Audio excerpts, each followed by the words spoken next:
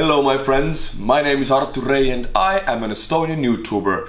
Today I promise you, this is a promise, it will be the last video about D-Day. I have done I think 5 in a row, but I found one more. It's simple history and we all love simple history. Also like we love extra credits, so I figured just let's get them all in a bunch and let's just do them. So I guess we don't have to turn back to the subject.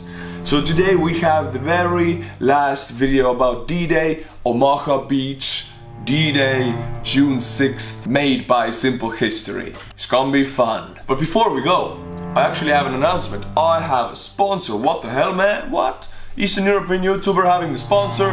Not in my world, but yes, I do. This video is brought to you by Carvertical. Let's go see what they do, and they do some good stuff, let me tell you. So this is Carvertical's main page, carvertical.com, and it's about cars. If you couldn't say, you have your VIN code. If you want to buy a car, you need to know its backstory and you need to do some research, you know. I recently bought a car, which is a used car, it's a story. If you need to buy a new car, or a new used car, as I did, I couldn't afford a new car, so I bought a used car. I went here. You put in the VIN number, which is this one. You press check car now. Now it gives you a lot of information. It gives you almost everything you need to know about the car's past. That it can. It checks the whole wide world. It knows everything. I don't know how. Don't ask me. Don't ask them also. Just use their services. Look at the left here. Home, photos, damage, spotted activity, stolen vehicles, mileage, VIN location, and pay attention to. First is photos. I checked it before. I haven't even seen those damn photos. I didn't know these existed online about my car. This will show you what kind of photos exist online and what does it look like a year ago, 2 years ago. All the photos that are online, you can see here. Looks the same, yeah. If you didn't know, this is my car now. Damage. Checked that many countries. No damage. It checked 245 million cars in US. What the hell, man? What US? You have a lot of cars. Spotted activity. All Estonia. Well, the weird part is that it was shipped into Estonia with a ship. And you can see that story here.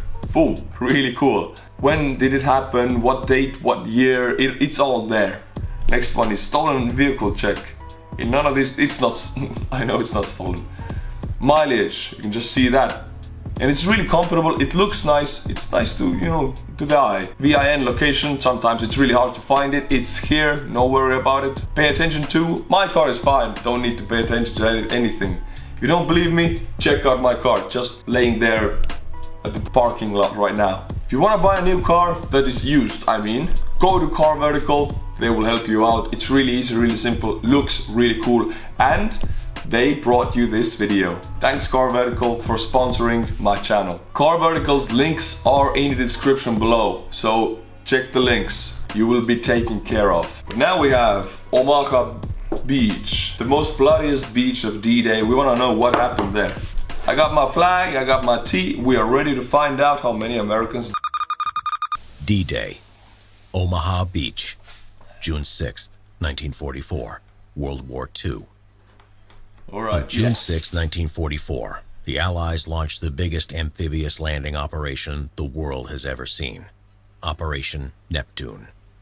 Around 175,000 men. Wait, so Neptune was the landing and Overlord was the past landing, the post-landing operation, right? From the beaches of Normandy in France, reopening the second front in Europe against Nazi Germany. 50 miles of landing zone was divided into 5 sectors: Utah, Omaha, Gold, Juno, and Sword. In all 5 sectors, Allied troops, despite the element of surprise, sustained great casualties. However, one of them was more devastating than the others. At Omaha Beach, U.S. soldiers suffered the greatest difficulties in achieving their objective. The price they paid on this beach rightfully earned it the nickname, Bloody Omaha. As an assault force for securing Omaha Beach, the U.S. Army engaged 43,000 men of the 5th Corps, organized into 2 regimental combat teams. The first was the 16th Regimental Combat Team. Wait, so 49,000 men only for Omaha Beach? 3 miles of beach, 49,000 men, that's a lot of men for that strip. Made from the 16th Infantry Regiment of the 1st Infantry Division. This was the most experienced unit in the entire U.S. Army. The second was the 100. Yeah, but it doesn't even matter how experienced you are. If you're going against a row of machine guns, it doesn't matter if you're even John Wick, you're gonna die. Okay, John Wick is not gonna die, Chuck Norris is not gonna die, but it doesn't matter from what elite special forces you are. You can't go against machine guns like that. 116th Regimental Combat Team formed out of the 116th Infantry Regiment of the National Guard 29th Infantry Division. Each team was allotted a tank battalion for fire support. The 741st Tank Battalion supported the 16th RCT, and the 743rd Tank Battalion offered assistance to the 116th RCT. Both groups also included engineering teams whose task was to breach German obstacles on... I mean, these engineering teams, in movies, wherever, in war, in romanticizing war, engineers are not actually really talked about as our communications guys. They're not mentioned really, but they're the most important, because if you don't talk to each other, you can't coordinate, you cannot attack or defend. If you don't remove the obstacles, German anti-tank measures taken, the mines, if you don't remove them, you can't really go to the beach at all with tanks. And if you don't have tanks and you're fighting, you're screwed.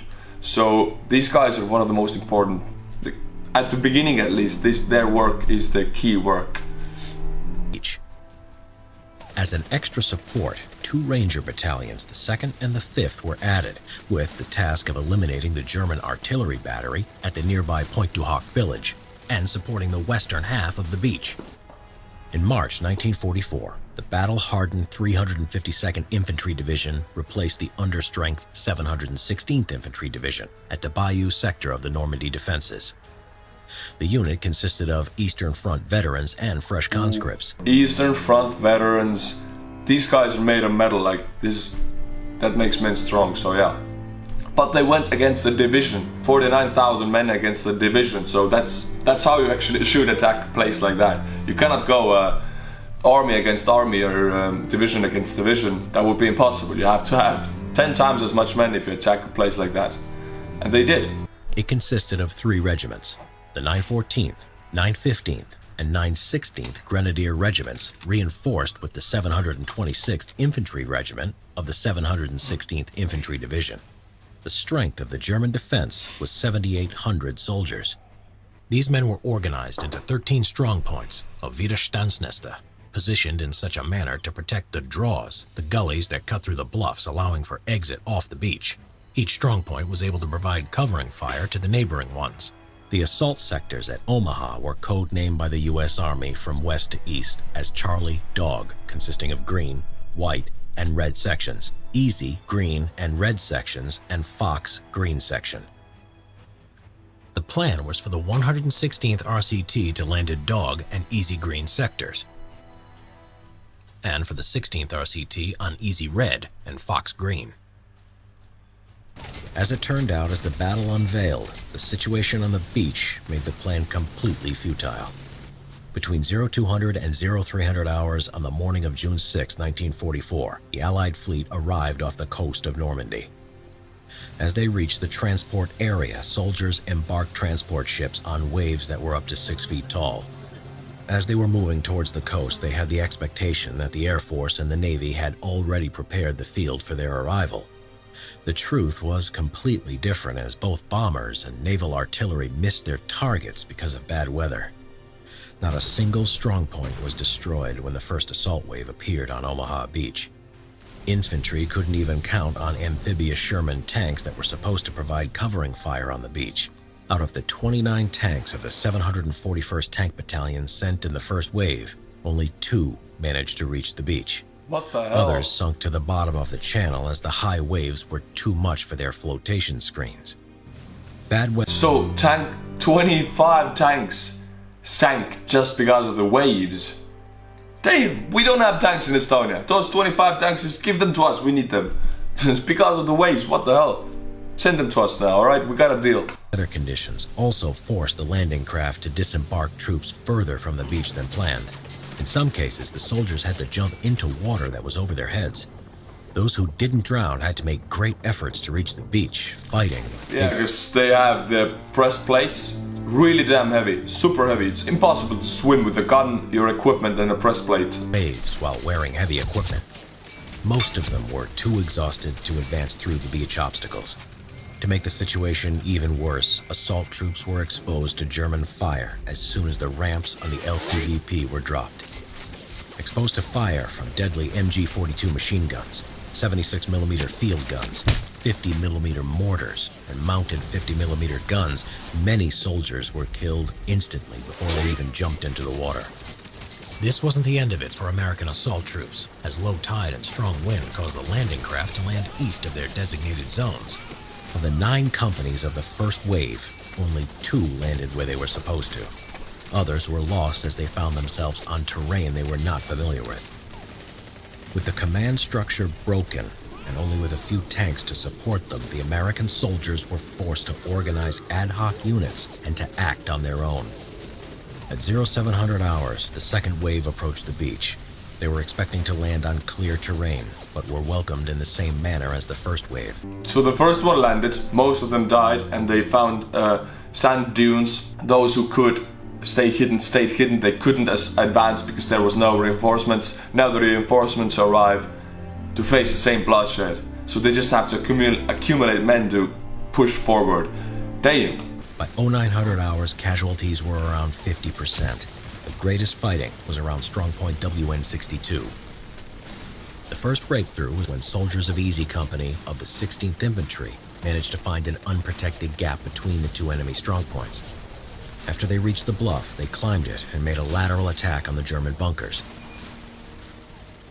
Since soldiers on the beach were... Yeah, if you get up there, if the Americans got up there, the fighting was cut short, a lot shorter, because then you can actually shoot back, because you cannot shoot back on 45 positions. You cannot hit anything, so as soon as they got up there, boom, it was over for the Germans. Lacking heavy firepower, a decision was made to send in destroyers to assist the assault.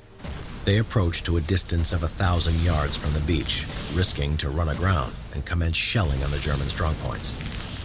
It was because of this assistance and fire from tanks on the ground that the German defenses began to fade. By noon, many strongpoints were neutralized and most of them had run out of ammunition.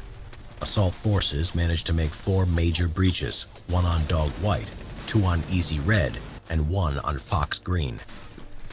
By the end of the day, the breaches were widened, allowing for more progress inland. As D-Day was coming to an end, assault forces on Omaha Beach were still in a vulnerable situation, as the beach was still not completely secured.